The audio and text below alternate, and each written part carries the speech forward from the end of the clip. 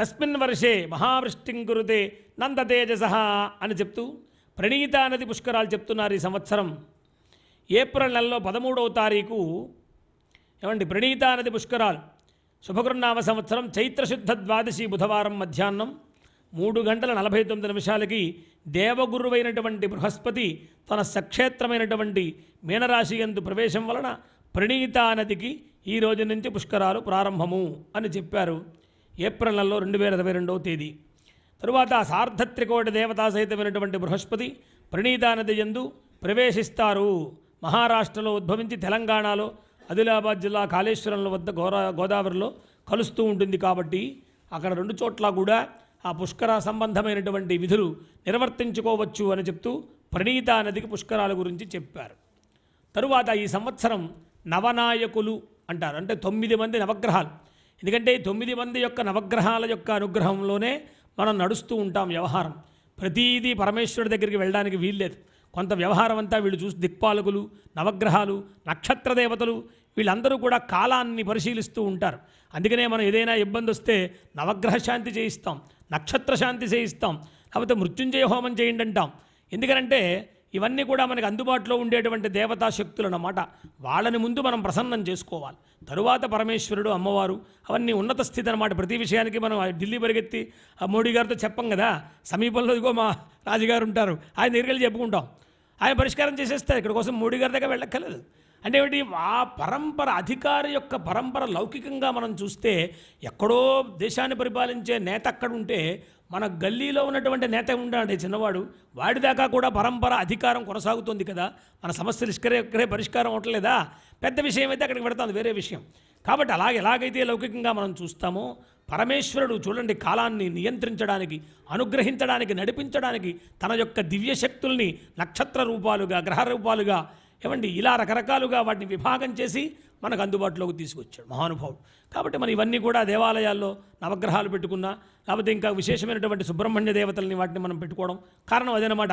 కాబట్టి ఈ సంవత్సరం మనం చూస్తే రాజా శని, ఈ రాజు శని చాలా బలమైనటువంటి వాడి. సంవత్సరం రాజు శని అవడం వల్ల మనుష్యులలో పరస్పరమైనటువంటి ద్వేషాలు తొలగిపోతాయి, అల్పవృష్టి ఉండదు, తక్కువ కాలం పండేటువంటి పంటలు ఎక్కువగా లభిస్తాయి అన్నారు. అంటే పంటలు చాలా దీర్ఘంగా పండేటువంటి పంటల కంటే కూడా తక్కువ కాలంలో పండేటువంటి పంటలు తొందరగా వస్తాయి అని చెప్తున్నారు. అంటే 3 మాసాలు 4 మాసాల్లో వచ్చేటువంటి పంటలు మనం కూడా చూసుకోవాలి. ఎందుకంటే మార్గాంతరం చూసుకోవాలి కదా. ఇప్పుడు ఏడాదికి వస్తుందంటే పంట అంటే ఎవడు కూర్చున్నాడు దానికోసం. కాబట్టి తొందరగా ఫలసాయం వచ్చేటువంటి పంటలు ఏవైతే ఉన్నాయో అంటే ఇది రైతులకు ఉపయోగించే విషయం అన్నమాట. వాళ్ళు ఏం చేస్తారు, ఎంత తొందరగా పంట వస్తుందో ఆ వంగడాలు చూసుకుంటూ ఉంటారు, చీడపేడలకు తట్టుకునేట్టుగా చూసుకుంటూ ఉంటారు, తక్కువ ఖర్చుతో ఎక్కువ దిగుబడి వచ్చేటువంటివి చూసుకుంటూ ఉంటారు. ఇవన్నీ వాళ్ళకు ఉపయోగించేటువంటి మాట అన్నమాట. కాబట్టి తక్కువ కాలంలో పండేటువంటి పంటలు బాగా పండుతాయి, ప్రజలు ప్రవృత్తి బాగా ఉంటుంది, న్యాయాధిపతులందరూ కూడా సంతోషంగా ఉంటారన్నారు. మంత్రి గురువు అన్నాడు. గురువు ఈ సంవత్సరం మంత్రిగా ఉన్నట్ట మహానుభావుడు, దేవగురువైనటువంటి మంత్రి. ఆయన మంత్రిగా ఉండటం వల్ల దేశం క్షేమంగా ఉంటుంది, వృద్ధిగా ఉంటుంది, ప్రజాస్వామ్యంలో ప్రజలందరూ కూడా సుఖంగా ఉంటారు అని చెప్పారు. తరువాత వృక్షములు, లతలు అవన్నీ కూడా విశేషంగా స్పందిస్తాయి, అవన్నీ కూడా ప్రకాశిస్తాయి. గోమహిష్యాది జీవులన్నీ కూడా చాలా సంతోషంగా ఉంటాయి అన్నారు. అంటే ఏమిటనమాట, గురువు మంత్రి అవ్వడం వల్ల పశుపోషణ బాగా ఉంటుంది అని చెప్పంటే పాల దిక్పతి బాగుంటుందని చెప్తారు. ఇంకా అర్ఘాధిపతి బుధుడు అర్ఘాధిపతి అవ్వడం వల్ల ధరలు కొంచెం హెచ్చుగా ఉంటాయి. తర్వాత ఈ మనం కొనేటువంటి ఏవి వస్త్రాదులు ఇవన్నీ ఏవైతే ఉన్నాయో అవన్నీ కూడా కొంచెం హెచ్చుగానే ఉంటాయి అన్నారు. తరువాత పూర్వసస్యాధిపతి రవి అన్నాడు. సూర్యుడు సస్యాధిపతి అవ్వడం వల్ల గోధుమలు, యవలు, ఉలవలు, శనగలు ఇవన్నీ కూడా ధాన్యాలన్నీ కూడా బాగా పండుతాయి అని చెప్పాడు. అంటే కేవలం ధాన్యం ఒకటే కాదు, ఇతర రాష్ట్రాల్లో పండించేటువంటి పంటలు చాలా ఉన్నాయి, గోధుమలు ఇత్యాదులన్నీ కూడా, అవి కూడా సమృద్ధిగా పండాలి. పండితేనే అందరికీ ఆహారం అందుతుంది. కాబట్టి సేనాధిపతి బుధ అన్నాడు. సేనాధిపతి బుధుడండి, సైన్యాధిపతి అన్నమాట. సైన్యాధిపతి కనుక సరిగా లేకపోతే ప్రజలెవరికి సుఖం ఉండదు. కాబట్టి బుధుడు అంటే బుద్ధికి కారకుడు అన్నమాట. మంచివాడు ఉండాలి, బుద్ధిమంతుడు ఉండాలి, స్థైర్యం గలవాడు ఉండాలి, సాహసం చేసేవాడు ఉండాలి. ఇవన్నీ ఉన్నవారు ఎవరయ్యా అంటే బుధుడు అన్నారు. ఆయన వల్ల ఏమవుతుందంటే స్త్రీ పురుషులందరూ కూడా సంతోషంగా ఉంటారు, సైనిక ప్రకటనలు బాగా విడుదలవుతూ ఉంటాయి, ప్రజలందరూ కూడా అప్రమత్తులై ఉంటారు అని చెప్పారు. తరువాత రసాధిపతి కుజ అన్నారు. రసాధిపతి కుజుట్ట ఈ సంవత్సరం. కాబట్టి నెయ్యి, నూనెలు, బెల్లము, ఇలాంటి సరుకులన్నీ కూడా, వస్తువులన్నీ కూడా ధరలు తగ్గి అందుబాటులో ఉంటాయి అన్నారు. ఏమండి, తరువాత నీరసాధిపతి శని, నీరసాలకు అధిపతి శనిట.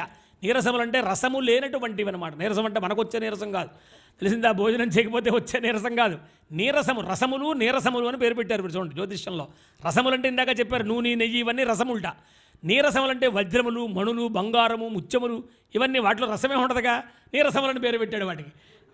వాటికిట ఏమంటే చాలా ప్రాంతాల్లో ఇవన్నీ సమృద్ధిగా దొరుకుతాయి. మణులు, రత్నాలు, ముత్యాలు, చందనం, వెండి, అవన్నీ కూడా, ఇవంతా కూడా తగరము, ఇవన్నీ కూడా ఉత్పత్తులు బాగా ఉంటాయి అని చెప్పాడు.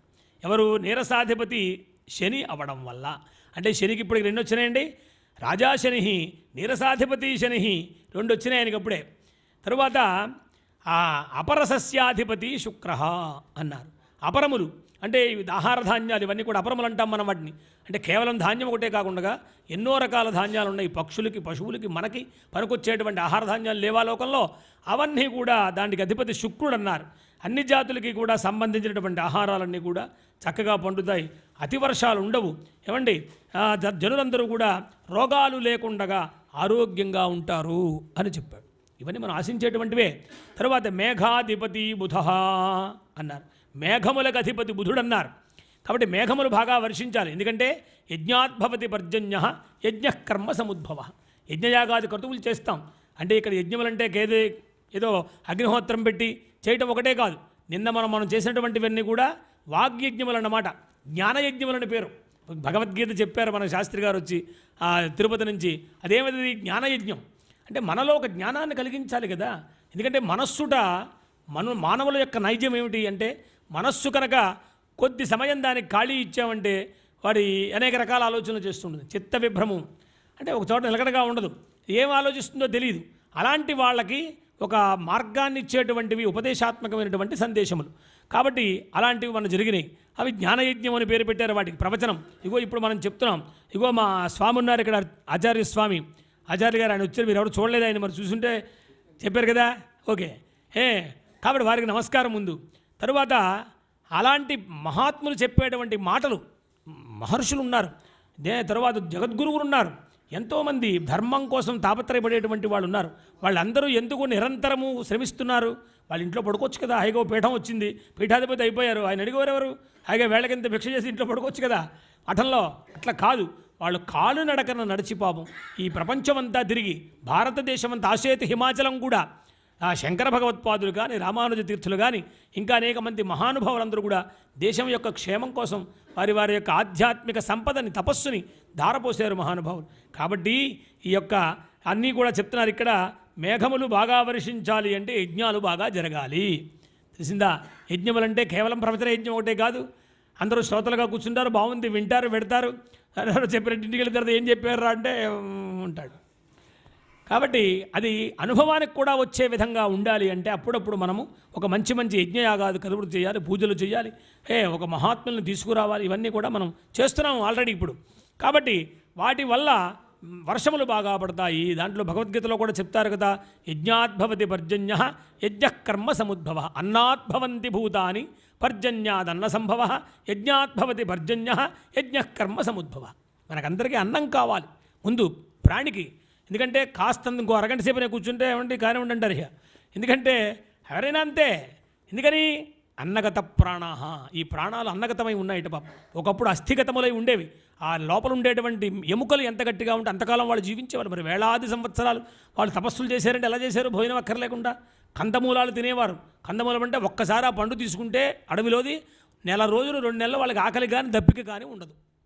మరి దీనికోసమే కదా తాపత్రయం. తెల్లారు లేచిన దగ్గర నుంచి పొద్దుగుకేదాకా 3 సార్లు 4 సార్లు భోజనాలు, పలహారాలు, వీటితోనే సరిపోతుంది వ్యవహారం అంతా. కాబట్టి కాలం వృధా అయిపోతుంది మనకి. మంచి పనులు చేయాలి, తపస్సు చేయాలంటే. అందుకని నేను ఏమని చెప్పారు, ఒక ఉపవాసం నాడు ఇవన్నీ ఉండవు. ఏదో కొంచెం తీసుకోవయ్యా ఆహారం అంటారంటే ఏమిటి? ఆహారం కోసం ఎక్కువ సమయం వెచ్చించేస్తాడు వీడు అని చెప్పి సమయం అంతా దానికి వృధా అయిపోతుంది. కాబట్టి వాళ్ళ శివరాత్రో మరోదో వచ్చిందంటే ఓ పర్వదినం ఉపవాసం ఎందుకు చెప్పారు అంటే, శరీరాన్ని దగ్గర పెట్టుకోవడం కోసం, మనస్సును నిలకడ కోసం. ఉపసమీపే వాస ఉపవాస అంటే భగవంతుడికి సమీపంలో కూర్చోవడం ఉపవాసం. దానికోసమని ఆహార విహార నియమాలు చెప్పారు. అట్లా యజ్ఞములు బాగా జరుగుతాయి అన్నారు. దానికోసం మనం చెప్పుకున్నాం ఆధ్యాత్మికత బాగా పరిఢవిల్లుతుందన్నమాట ఈ సంవత్సరము అని చెప్పాలి. కాబట్టి మళ్ళీ ఏ నెలలో ఎవరిని తీసుకురావాలో మా వర్మగారు చూసుకోవాలి, ఇప్పుడు ఆనంద వారు చూసుకోవాలి. తర్వాత మకర సంక్రాంతి లక్షణం చెప్తూ స్వస్తిశ్రీ చాంద్రమాన శుభకృన్నామ సంవత్సర పుష్యబహుళ అష్టమి శనివారం ఏమంటే 14వ తారీఖు జనవరి 23 రాత్రి 2:02 మకర సంక్రాంతి అంటే మకరంలో ప్రవేశిస్తాట సూర్యుడు. కాబట్టి బహుళపక్షం ఇవన్నీ కూడా చెప్పారు. అంటే 14వ తారీఖును ప్రవేశిస్తారు తెలిసిందా. సూర్యోదయానికి 25వ ముహూర్తం ఉన్నది అని చెప్పారు. ఇందులో కూడా ఆయన కూర్చున్నటువంటి వాహనము, వెళ్ళేటువంటి దిక్కు, వాటిని బట్టి కూడా కొన్ని విషయాలు చెప్పారు. దాంట్లో ప్రధానంగా చెప్పవలసింది ఏంటంటే బాలువ కరుణం చేత సుభిక్షము అని చెప్పారు. తరువాత ఆదివారం అవడం వల్ల పంటలు బాగా పండుతాయి. 2 విషయాలు మనం అవసరమైనవి చెప్పుకోవాలి. మిగతావన్నీ కూడా చాలా ఉంటాయనుకోండి. తరువాత కందాయ ఫలాలు చెప్తున్నారు, ఇక్కడ బాగా వినండి, అందరికీ కావాల్సింది ఇదే ఇప్పుడు ప్రస్తుతం. తరువాత అశ్విని నక్షత్రం నుంచి రేవతి నక్షత్రం వరకు కూడా ఆదాయ వ్యయాలు, రాజపూజ్యం ఇవన్నీ కూడా దీంట్లో చెప్తారన్నమాట. అంటే 3 కాలాలు ఉంటాయి, 3 నాళ్ళు 12 మాసాలు అన్నమాట. ఆ గళ్ళలో 3 కోణాలు ఉంటాయి, 3 స్థానాలు. ఆ స్థానాల్లో ఉన్నటువంటి సంఖ్యలను బట్టి మనకు ఉండేటువంటి కష్ట సుఖాలు ఉంటాయి అని చెప్తారు. అశ్విని వారికి 004 నక్షత్రాలు మీరు చూసుకోండి. తర్వాత ఇంటికి వెళ్ళాక ప్రశాంతంగా చూసుకోండి. ఇక్కడ మామూలుగా చెప్పే విధానంలో చెప్పేస్తాము. 4 మాసాలు ఉంటుంది ప్రతి స్థానంలో ఉండే అంకి. అది కారణం చెప్తాను. అశ్విని వారికి 004, భరణి 312, కృత్తిక 620, రోహిణి 203, తరువాత మృగశిర 511, ఆర్ద్ర 124, పునర్వసు 402, పుష్యమి 010, ఆశ్లేష 323, మఖ 601, పుబ్బ 214, ఉత్తర 522, హస్త 100, చిత్త 413, స్వాతి 021, విశాఖ 304, అనురాధ 612, జ్యేష్ఠ 220, మూల 503, పూర్వాషాఢ 111, ఉత్తరాషాఢ 424, శ్రవణం 002, ధనిష్ఠ 310, శతభిషం 623, పూర్వాభాద్ర 201, ఉత్తరాభాద్ర 514, రేవతి 122. ఇదేదో భారతంలో కనుక ఇలా చేతితో పట్టుకుని పితుహు అన్నట్టుగా ఉంటుంది వింటుంటే. ఒకటే కావాలా, 1, 2, 3 అంటుంటే. అలా కాకుండా 3 కాలాలు చెప్పారు. 3 నాళ్ళు 12 మాసాలు. ప్రతి కాలానికి 4 మాసాలు వస్తుంది. ఇది మధ్యసున దీంట్లో చెప్తానమాట. బేసి సంఖ్య ధనలాభాన్ని, సమసంఖ్య సమఫలాన్ని, శూన్య సంఖ్య శూన్యఫలాన్ని చెప్తూ ఉంటుంది అని చెప్పారు. అంటే శూన్య మాసం అందులో ఉన్నప్పుడు కాలం ఆ 3-4 మాసాలు మనం జాగ్రత్తగా ఉండాలి అన్నమాట. ఇదంతా మనకు కనిపిస్తూ ఉంటుంది. కానీ మనం ఆచరణ దగ్గరికి వచ్చేటప్పటికి ఏమవుతుందంటే హడావిడి ఎక్కువైపోతుంటుంది అనమాట. మనకేమిటిలే అన్న ప్రతివాడు కూడా కాలానికి వశమై ఉండవలసిందే. కాబట్టి అందరం జాగ్రత్త వహించి ఉండాలి అని చెప్పారు. తరువాత ఆదాయ వ్యయాలు చూస్తే మనం మేషరాశి వారికి 14 సమానంగా ఉంది. మేషరాశి వారు ఎవరున్నారో అర్థమైందా. తర్వాత వృషభం 8 అది కూడా అంతే. మిథునం 11-5 బాగుంది. కర్కాటకం 5-5, సింహం 8-14, కన్య 11-5, తుల 2-8, వృశ్చికం 14 ఆదాయ వ్యయం అన్నమాట. తర్వాత ధనస్సు 2-8, మకరం 5-2, కుంభం 5-2, మీనం 2-8 ఈ ప్రకారంగా చెప్పారు. తరువాత రాజపూజ్య అవమానాలు కూడా చెప్తారండోయ్. ఇవన్నీ కూడా మనకి సాంకేతికంగా అత్యంత సులభంగా చెప్పారు ఈ విషయం. ఇందులో మొత్తం పంచాంగం మొత్తం వెతకక్కర్లా, మనం ఇవి చూసుకుంటే మన యొక్క పరిస్థితి ఏమిటో తెలిసిపోతుందన్నమాట. అది కూడా చెప్తున్నారు దీంట్లో. మేషరాశి వారికి 3-6, 3 గౌరవం 6 అగౌరవం అన్నప్పుడు జాగ్రత్తగా ఉండాలి అని మనకు తెలిసిపోతుంది. కాబట్టి అంటే మనం ఏదో మాట్లాడేస్తూ ఉంటాం కంగారుగా, ఆ మాట వల్ల ఏదో ఇబ్బంది వస్తుంది, అక్కడి నుంచి వీడు అనుకోందోటి అయ్యిందోటి అలా అనుకుంటూ ఉంటాం కదా, తలపట్టుకుంటూ ఉంటాం. అట్లాంటివి ఉంటాయి. ఈ కాలాలను కూడా మనం దృష్టిలో పెట్టుకుని నడవాలి. అసలు మనం జ్యోతిష్శాస్త్రం చాలా గొప్పదండి. జ్యోతిష్శాస్త్రం మహాపుణ్యం ప్రత్యక్షమపి గోపితం అన్నారు. మహాపుణ్యం ఇది. ప్రత్యక్షంగా కనిపిస్తూ ఉంటుంది, అయినా గోప్యంగా ఉంటుంది. మహర్షులు మనకేమీ కూడా దాచిపెట్టలేదు కదా అని దాచకుండాను లేదు. ఇప్పుడు ఒక మహానుభావుడు ఉంటాడు అనుకోండి ఇంట్లో, వాడి ఇంట్లో సంపాదించినంత ఒకేసారి చూపిస్తాడా? చూపించాడు, దాచిపెడతాడు, అవసరం వచ్చినప్పుడు ఇస్తాడు. విజ్ఞుడు ఇంట్లో కొడుకు పుట్టినవాడు ఏం చేయాలి? అవి పొందేటువంటి అధికారం వీడు పొందాలి. ఒళ్ళు జాగ్రత్తగా పెట్టుకొని తల్లిదండ్రులు సేవించుకుంటూ చక్కగా ఉంటూ మళ్ళీ వాడు వారసుడుగా వ్యవహరించడానికి తగినట్లుగా వీడి సంస్కారం కనుకుంటే తండ్రి పూర్తిగా వాడికి అన్నీ అనుగ్రహిస్తాడు లోకంలో. గురువు కూడా అంతే. మరి గురువు కూడా వాడు కూడా ఉన్నటువంటి శిష్యుడు ఏం చేస్తాడు? వీళ్ళు అసలు వీడు ఇవ్వచ్చా కూడదా, వీడికి విద్య చెప్పొచ్చా కూడదా, ఒక మంత్రం చెప్పొచ్చా కూడదా, ఇన్ని రకాలు ఆలోచిస్తాడు సద్గురువైనటువంటి వాడు. మంచి శిష్యుడు కోసం ఆయన అన్వేషణ చేస్తూ ఉంటాడు. గురువే కాదు, మంచి శిష్యుడు దొరికితే మన విద్యనంతనే వాడికి ధారపోయాలని గురువులు కూడా చూస్తూ ఉంటారు శిష్యుడితో పాటుగా. అలాగ మహర్షులు మనకి చక్కగా ఎన్నో అద్భుతమైనటువంటి విషయాలు చెప్పారు. వృషభం వారికి 6 సమానంగా ఉంది, మిథునం 2 2, కర్కాటకం 5 2, సింహం 1 5, కన్య 4 5, తుల 7 5, వృశ్చికం 3 1, ధనస్సు 6 1, మకరం 2 4, కుంభం 5 4, మీనం 1 7. ఇది ఎక్కువగా ఉంది చూసారా. అంటే ఎక్కువ అవమానంతో ఉన్న సంఖ్య కనుక ఎక్కువగా ఉండే మనం చాలా జాగ్రత్తగా ఉండాలి అని చెప్పారు. సర్వాదాయం 87, సర్వవ్యయం 93. అంటే 6 ఇంకా మనకి మిగిలే ఉంది వ్యవహారంలో, రాజ్య వ్యవహారంలో. చూడండి, సర్వాదాయం 87 అయితే వ్యయం మాత్రం ఈ ప్రకారంగా చెప్పారు. తరువాత ఈనాడు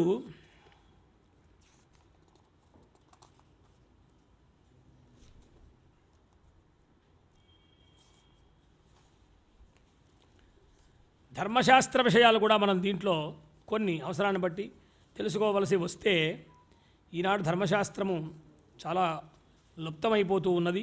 అలాంటి దశలో మనందరం కూడా చాలా జాగ్రత్తగా ఈ ధర్మశాస్త్రాలన్నీ కూడా చూసుకుంటూ మనకి కావలసినవన్నీ కూడా పెద్దలను అడిగి తెలుసుకుంటూ ఈ వ్యవహారం అంతా కూడా మనం చూసుకుందాము. ఈ వేళటి రోజున చైత్రమాసం, శుభకృన్నామ సంవత్సరం, ఉగాది, నింబ కుసుమ భక్షణం, వసంత నవరాత్రులు ప్రారంభము అని చెప్పారు. ఈ రోజు నుంచి ప్రారంభించి వసంత నవరాత్రులు కూడా చేసే అలవాటు ఉన్న వాళ్ళు ఉన్నారు లోకంలో. 3 రకాల నవరాత్రులు ఉన్నాయి అన్నారు. వసంత నవరాత్రులు, శారదా నవరాత్రులు, వారాహి నవరాత్రులు అని చెప్తూ గణపతి నవరాత్రులు కూడా దాంట్లో చెప్పారు. ప్రధానంగా 3 కాలాల్లో మనకు కనిపిస్తున్నాయి. ఈవేళ నుంచి ప్రారంభించి 9 రోజుల పాటు భగవంతుడిని ప్రత్యేకంగా సంతోషంగా ఒక నియమంతో పూజించేటువంటి విధానం ఉన్నది లోకంలో. ఎలాగైతే శరన్నవరాత్రులు మన దసరా ఉత్సవాలు 9 రోజులు అమ్మవారిని సేవిస్తామో అట్లాగా ఈ యొక్క చైత్రమాసంలో ప్రారంభించి వసంత నవరాత్రులు అంటారు. అందుకనే 9వ రోజు మనకి ఈ నవరాత్రుల్లో శ్రీరామచంద్రుడు పుట్టినటువంటి కాలం వస్తుంది. అక్కడి నుంచి ప్రారంభించి 5 రోజుల పాటు స్వామిని సేవించుకునే అవకాశం వస్తుంది. అంటే పాంచాన్నిక దీక్ష. అంటే ఈ పక్షం అంతా కూడా దాదాపు 15 రోజులు కూడా చైత్రమాసంలో అందరూ నియమంతో భగవత్ సేవ చేసి ఆయా నియమాలు పాటించి ఆహార విహార నియమాలు పాటిస్తూ, అంటే ఈ కాలము చాలా గొప్పది అని చెప్తారు. అందుకనే మనకి మధుమాసం అంటాం. మధుమాసం అంటే ఈ చూసేటువంటి ప్రకృతిలో కూడా ఒక తెలియనటువంటి తీయదనం మనకు వస్తుంది. జనవరి 1 ఉందనుకోండి, దాన్ని మనం ఇంగ్లీష్ నెలలో ఇందాక చెప్పుకున్నాం 2022, 23 అని చెప్పుకున్నాం. అది వర్షారంభం అని ఎలా అంటాం? అది లౌకిక వ్యవహారం. అది ఎందుకంటే ఒక వ్యవహారం కోసం మనం ఏదో సంవత్సరాలు లెక్క నియమం పెట్టుకున్నాం, అది వ్యవహారానికి సరిపోతుంది కాదు. ఇది దగ్గరికి వచ్చేటప్పటికి ఏదో ఒక మంచి పని చేయాలంటే నక్షత్రం ఏమిటి, తిథి ఏమిటి, వారం ఏమిటి, అసలు పంచాంగం అంటేనే అది తిథి, వార, నక్షత్ర, యోగ, కరణ 5 చెప్పారు దీంట్లో. తిథి, ఇవాళ తిథి ఏమిటి ఇందులో చెప్తారన్నమాట. మొట్టమొదటి దాంట్లో చెప్తారు ఇక్కడ, శ్రీ కళ్యాణ గుణాపహం రిపుహరం దుస్వప్న దోషాపహం. ఈ 5 తెలుసుకుంటేట మనకి కలిగేటువంటి ఫలితాలు కూడా దీంట్లో చెప్తున్నారు. ప్రతిరోజు చెప్పుకోవాలి. అంటే రోజు ఇలా కూర్చుని పంచాంగ పఠనం ఎక్కడ వింటాం మనం? అందుకని ఇవాళ రోజైనా మనం దాని విధానం తెలుసుకోవడం, అసలు ఈ సంవత్సరం ఎలా ఉందో తెలుసుకోవడం, వర్షారంభం ఏం చేయాలో తెలుసుకోవడం, ఆ ప్రకారంగా నడవడానికి మనం ప్రయత్నం చేయడం, సాధన చేయడం, ఇవన్నీ కోసం చెప్తారన్నమాట. దీంట్లో తిథి అంటే ఇవాళ తిథి, వారము నక్షత్రము, యోగము, కరణము ఇవన్నీ చెప్పారు. మనందరికీ తెలుసు యోగములు ఎన్నున్నాయి, అది కూడా మనకు తెలియదు సహజంగా. ఇవి 27 యోగాలు ఉన్నాయండి మనకి. నక్షత్రాలు ఎలాగైతే 27 ఉన్నాయో యోగములు కూడా 27 చెప్పారు. అలాగనే కరణములు ఉన్నాయి. ఆ కరణములు కూడా దీంట్లో చెప్తూ 11 ఉంటాయి అని చెప్పారు. అంటే కరణములు, యోగము, కరణం, శుభయోగే శుభకరణే అంటూ ఉంటాం మనం. అక్కడ తిథివార నక్షత్రాలు చెప్తాం తప్ప యోగకరణాలు పేర్లు ఎత్తుకోం మనం నిత్యంలో. కానీ అవి ఏమిటో కూడా తెలుసుకోవాలి అంటుందన్నమాట. దీంట్లో విష్కంభయోగం, పాడ్యమి నుంచి పౌర్ణిమ అమావాస్య ఎలాగైతే ఉందో అలాగా విష్కంభ, ప్రీతి, ఆయుష్మతు, సౌభాగ్య, భవ, అతిగండ, సుకర్మ, ధృతి, శూల, గండ, వృద్ధి, ధ్రువ, వ్యాఘాత, హర్ష, వజ్ర, సిద్ధ, వ్యతిపాత, వరీయ, పరిఘ, శివ, సిద్ధ, సాధ్య, శుభ, శుక్ల, బ్రాహ్మ, ఐంద్ర ధృతి యోగాలు చెప్పారు, 27 యోగాలు చెప్పారు. మనకి విజ్ఞుడైనటువంటి దైవజ్ఞుడు ఇలాంటివన్నీ కూడా తెలుసుకుని ముహూర్తం పెడుతూ ఉంటారు. మన పంచాంగం ఈవేళ మనం చెప్పే పంచాంగం ద్వారా మన కలియుగనాథుడైనటువంటి వెంకటేశ్వర స్వామి వారి యొక్క పంచాంగం మనం చెప్తున్నాం. ఎందుకంటే మన సిద్ధాంతి గారు ఈ ఊరే కదా మనకున్నారు. వారు తంగిరాల వారు రేలంగి గ్రామం, వారు చిరకాలంగా వారు ఈ పంచాంగ కర్తలుగా ఉన్నారు. వారు ఇప్పుడు మన చేతిలో ఉన్న పంచాంగం అదే. అదే గణనం చేయడం చాలా కష్టం లోకంలో. అది ఈశ్వరానుగ్రహంతో రావాలి తప్ప అది ప్రతివాడికి సాధ్యమయ్యేటువంటిది కాదు. ఎందుకంటే ఈవేళ ఇతర దేశాల వాళ్ళు కూడా మన భారతదేశంలో జరిగేటువంటి కొన్ని ప్రక్రియలు, అంతరిక్ష పరిశోధకులు కూడా, చివరికి సైంటిస్టులు, అంతరిక్ష పరిశోధకులు కూడా ఏం చెప్పారు అంటే భారతదేశంలో ఒక పంచాంగం కరెక్ట్ అని చెప్పారు వాళ్ళు. నిజా, ఎందుకంటే మేము కనుక్కోలేకపోతున్నాం. ఎప్పుడు వర్షం వస్తుందో తెలియట్లేదు, ఎప్పుడు ఏ గ్రహం ఎక్కడుందో తెలియట్లేదు, ఏం చేయాలో తెలియట్లేదు. మాకు ఎన్ని శాటిలైట్లు పెట్టి చూసినా లేకపోతే బయోనార్కులు పెట్టి చూసినా ఏమిటోగా ఉంటుంది. కానీ భారతదేశంలో ఉండేటువంటి వాళ్ళు నడిచేటువంటి పంచాంగం అంటూ ఒక ప్రక్రియ ఉంది, గణితం. దాన్ని మేము ఆలంబనం చేసుకుంటే తప్ప మేము తెలుసుకోలేకపోతున్నాము అని చెప్పారు వాళ్ళు. అంటే మన పూర్వులు వాళ్ళకి ఏమి సాధనాలు ఉన్నాయండి? వాళ్ళు ఇక్కడ కూర్చొని తపస్సు కళ్ళు మూసుకొని సూర్యుడు ఎక్కడున్నాడు, చంద్రుడు ఎక్కడున్నాడు, వాడు ఎలా ఉంటాడు, నల్లగా ఉన్నాడా తెల్లగా ఉన్నాడా, ఆయనకి ఏ ధాన్యము ప్రీతి, ఏ కాలము ప్రీతి, ఆయన వల్ల ఏమిటి ఉపయోగం లోకానికి, ఇవన్నీ తెలుసుకున్నారు మహానుభావులు. గ్రహశాంతి పీఠిక చూస్తే మనకు కనిపిస్తుంది దాంట్లో. కాబట్టి ఇవన్నీ మన పూర్వులు ఎంత ప్రజ్ఞావంతులో దాన్ని బట్టి తెలుస్తుందన్నమాట. కాబట్టి ఇక్కడ కరణాలు 11: భవ, బాలువ, కౌలవ, తైతుల, గరజ, వణిజ, భద్ర, శకున, చతుష్పాత్, నాగవాయు, కింస్తుఘ్న అని చెప్పారు. 11 కరణములు చెప్పారు. తరువాత ఈ ప్రకారంగా మనం చూస్తే కాలాన్ని అద్భుతంగా వాళ్ళు గణనం చేశారు అని చెప్తూ ఈ పంచాంగ పఠనము, పంచాంగ శ్రవణము రోజూ కూడా చెయ్యాలి అన్నారు. ఈ 5 ఏమిటో తెలుసుకోవాలి. వాళ్ళ తిథి ఏమిటి, నక్షత్రం ఏమిటి, వారం ఏమిటి, వెళ్ళొచ్చా వెళ్ళకూడదా, ఏ ప్రయాణం చేస్తున్నాం మనం అంటే ఏ దిక్కుకు వెళ్ళాలి, తూర్పుకు వెళితే ఏ రోజు వెళ్ళాలి, ఉత్తరానికి వెళితే ఏ రోజు ప్రయాణం చేయాలి, ఇలాంటివన్నీ కూడా మనకి చెప్తూ శకున శాస్త్రం, వెళ్ళేటప్పుడు ఎవరు ఎదురుస్తే మనకి పని అవుతుంది, ఎవరు రాకుండా ఉండాలి, ఇన్ని కూడా ఆలోచించి వాళ్ళు మన మార్గాలన్నీ సుగమం చేసి పూల బాటలు వేసి బంగారు బాటలు వేసి మనందరినీ కూడా నడిపిస్తున్నటువంటి భారతదేశ సంస్కృతిలో ఈ పంచాంగం అనేటువంటిది ఒక అద్భుతమైనటువంటి జ్యోతిష్శాస్త్ర మర్యాదకి అద్భుతమైనటువంటి నిదర్శనము అని చెప్పాలి. కాబట్టి ఈవేళ ఎవరు ఎక్కడున్నా సరే భారతదేశంలో కాకుండా ఉన్నా కూడా ఈవేళ రోజు ఈ కార్యక్రమాన్ని అందరూ కూడా జరుపుకుంటారన్నమాట. అలాంటి శుభకృన్నామ సంవత్సరానికి జాతవే దశమీడేహం శుభకృన్నామకం సదా ఆందోళికా సమారూఢం ఖడ్గఖేటధరం శుభం అన్నారు. ఈ సంవత్సరానికి అధిపతి వ్యవహారంలో అగ్ని అని చెప్పారు. అగ్ని అంటే ఎవరో కాదు, రుద్రోవా ఏష యదగ్ని అని వేదం చెప్తోంది. రుద్రుడయ్యా, రుద్రుడు అంటే ఎవరో కారు, శివస్య హృదయం విష్ణు అంటే ఈశ్వరుడే.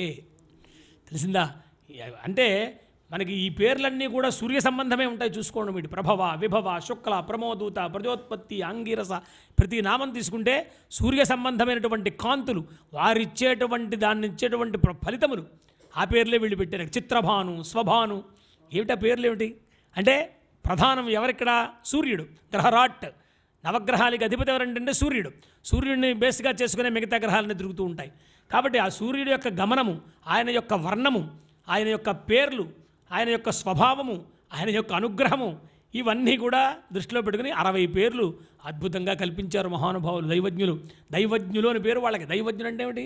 దేవదత్తమైన జ్ఞానం గలవాడు అంటే భగవంతుడు ఇచ్చిన జ్ఞానం గలవాడు. ఆయన మనకంటే బాగా ఆలోచిస్తాడు. గురుబుద్ధిర్ విశేషక, అందుకనే గురువుని మనం ఆశ్రయిస్తాం. బాగా చెప్తారు కాబట్టి ఇగో మా చంద్రాజీ గారు నడిపిస్తారు ఇక్కడ వ్యవహారాన్ని కూడా. ఆయన ఆలోచన మంచిగా చేస్తున్నారు. ఎవరు ఎప్పుడు రావాలి, ఎవరిని ఎప్పుడు తెచ్చుకోవాలి, మీరు ఎంత హడావిడిగా ఉన్నా ఆయన వెళ్ళి వాళ్ళని తీసుకోవడం, వారికి కావాల్సిన ఏర్పాట్లు చేయడం. నాకు ఎప్పుడు 5-6 సార్లు ఫోన్. ఆయనకు ఆరోగ్య స్థితి కొంచెం లేకున్నా కూడా ఏదో బాగా చేయాలి, మనకు చెప్పారు, మనం బాగా చేయించాలి అనే తపనతోటి ఒక వ్యక్తి ఉండకపోతే వ్యవహారం ఎలా అవుతుంది? వ్యవహారం కాబట్టి ఎంత మనం చేద్దామనుకున్నా మంత్రి సహకరించకపోతే యుద్ధం సరిగ్గా జరగదు. అంతే కదా? రాజుగారికి ఉంది కోరిక, అవతల రాజ్యాన్ని మనం ఏదో వశం చేసుకోవాలనో లేదా రాజ్యాన్ని ఉద్ధరించాలనో అన్నీ వశం చేసుకోవాలని ఆలోచించలేదు రాజులు ఎప్పుడు కూడా. పరరాజ్యంలో దుఃఖాలు అనుభవిస్తూ ఉంటే వాళ్ళు వెళ్ళి సహకారం చేశారు. వాళ్ళు అరే నువ్వు అలా కాదు, ఇలా ఉండాలి, నేను ఇస్తున్నాను, నీకేం కావాలో తీసుకో అని మిగతా రాజులు కూడా వచ్చి రాజ్యాల నుంచి అనేక సార్లు ఎన్నో రసభారాలు పంపించినటువంటి కార్యక్రమాలు మనం ఎన్నో చూసాం పురాణాల్లో మనం. కాబట్టి క్షత్రియ అనే దానికి అర్థం ఏం చెప్పారంటే తను జీవిస్తూ 10 మందిని జీవింపజేసేటువంటి రక్షించేటువంటి వారు. సమాజంలో బ్రాహ్మణులు, వైశ్యులు, క్షత్రియులు ఇలాంటి వీళ్ళందరూ కూడా సమాజం అంతాలో అందరూ కలిసి ఉండేటువంటిదే సమాజం. అందరూ క్షేమం కోరుకునేదే. అన్ని రకాల వారు కూడా వారి వారి స్థాయిల్లో వారి వారి స్థానాల్లో దేవతారాధనలు చేస్తున్నారు, వారి వారి నియమాలు పాటిస్తున్నారు. ఇప్పుడు సంవత్సరంలో ఏం చెప్పారంటే నియమపాలన బాగా ఉంటుంది అని చెప్పారు. నియమపాలన బాగుంటే కదా నియమాత్ ఫలమాప్నోతి నశ్రేయో నియమం వినా అని చెప్తారు. ఒక ఫలితం కావాలి అంటే నియమం వల్లే వస్తుంది, ఓ శ్రేయస్సు కావాలి అంటే నియమం వల్లే వస్తుంది అని చెప్పారు. కాబట్టి అలాంటి నియమాలు బాగా పరిపాలించేదానికి కారణమైనటువంటిది అని చెప్తూ శుభకృతాప్తిరసౌకాల పుత్రపౌత్రాది సంపద దత్వా సదా ముదాపాయాత్ వసంతోత్సవ సంయుత అని చెప్తూ ఈ రాజతే పృథివీ సర్వా సతతం వివిధోత్సవై శుభకృద్వత్సరే వృద్ధి ప్రజానాం పశుభిః సహా అని ఆశీపూర్వకమైనటువంటి ఒక శ్లోకాన్ని కూడా పెద్దలు మనకి చెప్పారు. ఎందుకంటే ఈ పృథివీ అంతా కూడా సస్యశ్యామలంగా ఉండాలి, పృథివీ అంతా కూడా ప్రశాంతంగా ఉండాలి. ఎక్కడో యుద్ధం జరుగుతోంది మనకెందుకులే అని ఊరుకున్నారా మన వాళ్ళు? ఎంత ప్రయత్నం చేశారండి పాపం ఆ దేశాన్ని రక్షించడం కోసం.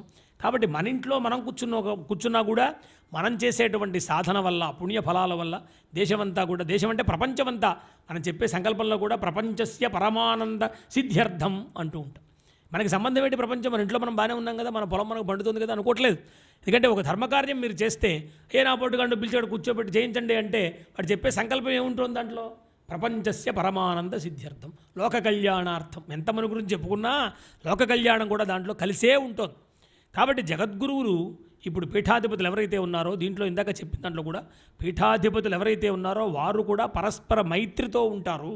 వారు కూడా చక్కటి ఉపదేశాత్మకమైనటువంటి అనుగ్రహ భాషణలు చేస్తూ ఉంటారు. అందరూ కూడా సంతోషంగా ఉంటారు అని చెప్తూ ఈ ప్రకారంగా ఈ సంవత్సర పంచాంగ విషయాన్ని మనము పూర్తి చేసుకుంటూ శుభకృన్నామవత్సరం అనేక శుభాన్విత వృత్తి భద్ర సద్భావము పెంచి సౌఖ్యములపారముగ సమకూర్చి భోగభాగ్యావహమూర్తి అయి విజయమాయువు పుత్ర సంతతిన్ శ్రీ విభవంబులున్ కలిపి ప్రేమను ప్రోచుత మానవాళికి అని, మానవాళికి అందరికీ కూడా ప్రేమను ఇవ్వాలి బాగా. ఎందుకంటే పరస్పర వైషమ్యం ఉండకూడదు. వైషమ్యం ఉంది అంటే చాలా కష్టాన్ని పొందే పరిస్థితి వస్తుందన్నమాట. కాబట్టి తల్లికి తనుజిత శంపావల్లికి మనసిజ మహేష వైభవ వల్లీ మల్లికి సుమనోమాతృమ తల్లికి హృల్లేఖికామ తల్లికి జే అన్నాడు. అమ్మవారు కాలానికి అధిష్టాత్రి ఎవరు? ఆ అమ్మవారు అన్నమాట. యాదేవి సర్వభూతేషు బుద్ధి రూపేణ శక్తి రూపేణ ఎన్ని చెప్పారో దాంట్లో 40 సుమారు ఉన్నాయి. దాంట్లో సర్వభూతముల యందు ఏ రూపంలో ఉంటుంది ఆ తల్లి అని చెప్తూ మనం చండీలో చెప్తూ ఉంటాం. చండీ సప్తశతిలో మహర్షి మార్కండేయ మహర్షి చెప్తారన్నమాట. కాబట్టి మనందరి హృదయాల్లో కూడా అటువంటి తల్లి ఏదైతే ఉన్నదో ఆమె అనుగ్రహాన్నిచ్చుగాక అని చెప్తూ ప్లవ సమ మానవాళికి ప్రభాత సుఖంబును కొంతగూర్చే. చూడండి చిన్న పద్యం, ఇక్కడ కవులు కూడా ఉన్నారు. నాకు చిన్న సరదా కూడా ఉంటూ ఉంటుంది మధ్యలో. అంతా చెప్పేసినా ఒక పద్యమో మరొకటో చెప్పాలని కోరిక కూడా ఉంటూ ఉంటుంది. దీంట్లో ప్లవ సమ మానవాళికి ప్రభాత సుఖంబును కొంతగూర్చే. ప్లవనామ సంవత్సరం గత శార్వరి కంటే ప్లవం కొంచెం మెరుగనిపించింది. శార్వరి మరీ చీకటైపోయింది కానీ పేరు తగినట్టుగా శార్వరి తర్వాత ప్లవం కొంచెం ఏదో మార్గం దొరికిందండి, దాటడానికి చిన్న తెప్ప దొరికిందండి, బయటపడ్డాం జాగ్రత్తగా అంటాం కదా, అట్లా కొంచెం మార్పు ఇచ్చిందిట. కానీ ఓ నవ శుభకృన్మహాయన, ఓ నవ శుభకృన్మహాయసమ నాడులు వేడి పుట్టగా స్థవిరతలెల్ల సన్నగిలి ధైర్యము తోడుగా కార్యశూరులై నవతకు నాంది పల్కునటు కమ్మకమొప్ప జనాళి తీర్చుమా అన్నారు. అంటే ఉత్కంఠభరితంగా సాగింది గతమంతా కూడా. ఇప్పుడు ఉత్కంఠభరితం కాదు. ఎప్పటికైనా శాంతి కావాలి అంటే ఎలా ఉండాలి? ప్రశాంతమైన వాతావరణం ఉండాలి, ప్రశాంత చిత్తం ఉండాలి. ముందు గుళ్ళోకి దేనికి పోతాం? అక్కడ హడావిడి చూడడానికో అక్కడేవో రంగులు చూడడానికో మనం పోం. మనస్సు చికాగ్గా ఉంటే గుడికి పోతాం. ఆ గుళ్ళో ప్రశాంతమైన వాతావరణం ఉంటుంది అన్నట్లుగా మనం పోతాం. అట్లాగనే మన మనస్సులన్నీ కూడా ప్రశాంతతనిచ్చి గతంలో జరిగినటువంటి కూడా గతం అని విడిచిపెట్టేసి అందరూ కూడా రాబోయేటువంటి ఇవాళ నుంచి ప్రారంభించే శుభకృన్నామ సంవత్సరం మనందరి చేత శుభాలు కలిగిస్తూ శుభాలు చేయిస్తూ శుభాన్నే ఇస్తూ అందరికీ సర్వానుగ్రహాన్ని ఇచ్చుగాక అని కాలపురుషుణ్ణి నేను ప్రార్థన చేస్తూ ఒక చిన్న వేదాశీర్వచనంతో సమాప్తి చేస్తాను. ఓం తస్య తే పవిత్రపదే తే తస్య తే పవిత్రపదే తే పవిత్రపదే తే పవిత్రపదే పవిత్రేణ పవిత్రపదే తే పవిత్రపదే పవిత్రేణ పవిత్రపదే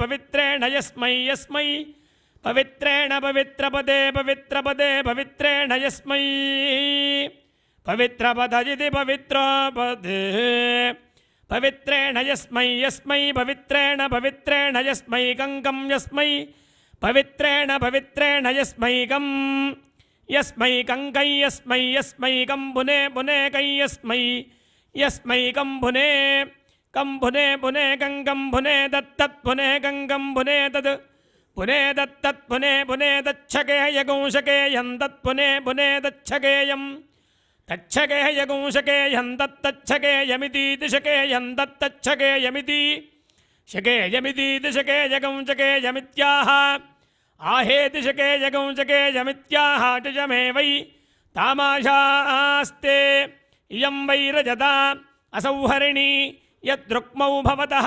आभ्यामेवैनमुभयतः परिगृह्णाति वरुणस्य वा अभिषिच्यमानस्यापः इन्द्रियं वीर्यन्निरघ्नन् तत्सुवर्णगं हिरण्यमभवत् यद्रुक्ममन्तर्दधाति इन्द्रियस्य वीर्यस्यानिर्घाताय शतमानो भवति शतक्षरः शतायुः पुरुषश्चितेन्द्रियः आयुष्येवेन्द्रिये प्रतिष्ठति आयुर्वै हिरण्यम् आयुष्या एवैनमभ्यतिक्षरन्ति तेजो वै हिरण्यम् तेजस्या एवैनमभ्यतिक्षरन्ति वर्चो वै हिरण्यम् वर्चस्या एवैनम् अभ्यतिक्षरन्ति।